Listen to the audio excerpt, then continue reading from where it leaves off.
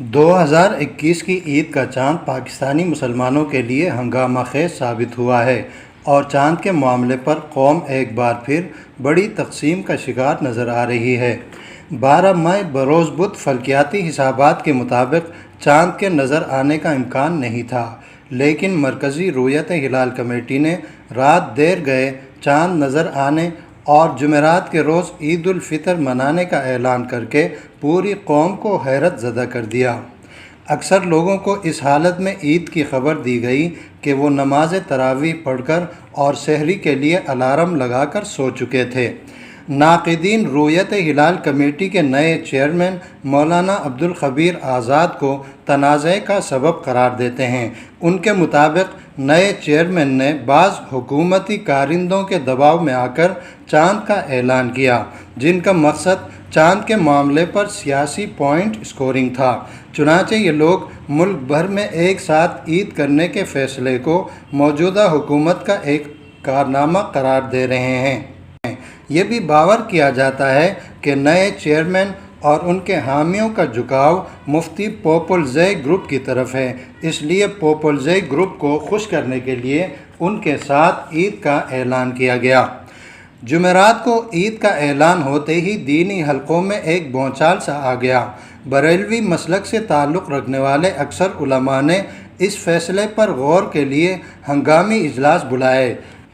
تحریک لبیک کے رہنما ڈاکٹر اشرف جلالی نے جمعرات کو عید منانے سے صاف انکار کرتے ہوئے جمعرات کا روزہ رکھنے اور جمعے کو عید منانے کا فتویٰ جاری کر دیا، جس پر ان کے فالوورز نے عمل بھی کیا۔ چنانچہ ان کے حلقہ اثر میں آج بروز جمعہ عید منائی جا رہی ہے۔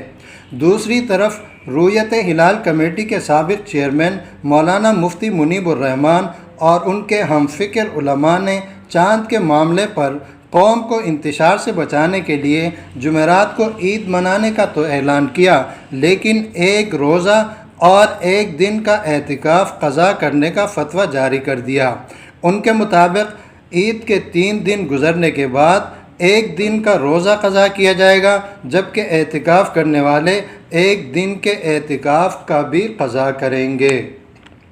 دریں اثنا ممتاز عالم دین مولانا زاہد الراشدی نے اپنے ایک جاری بیان میں کہا ہے کہ مرکزی رؤیت ہلال کمیٹی کے فیصلے کو تسلیم کیا جانا چاہیے، کیونکہ اس کی حیثیت ایک مجاز اتھارٹی کی ہے، بصورت دیگر ملک میں انتشار کی کیفیت پیدا ہوگی۔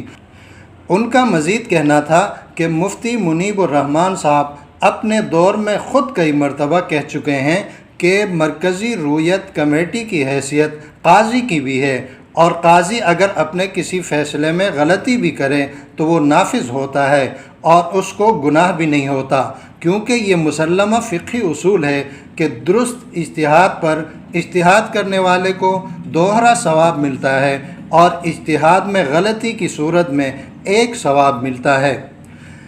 دریں اثنا جامعۃ الرشید کے صدر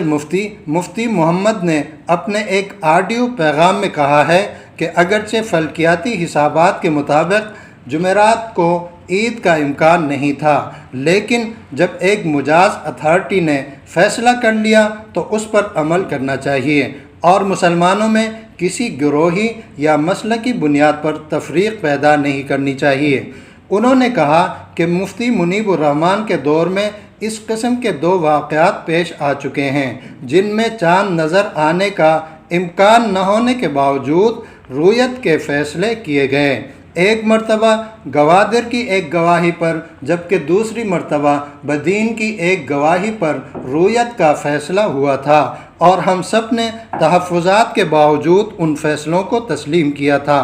انہوں نے کہا کہ مسلمان مطمئن رہیں، ان کو کسی روزے یا اعتکاف کے قضا کی ضرورت نہیں ہے۔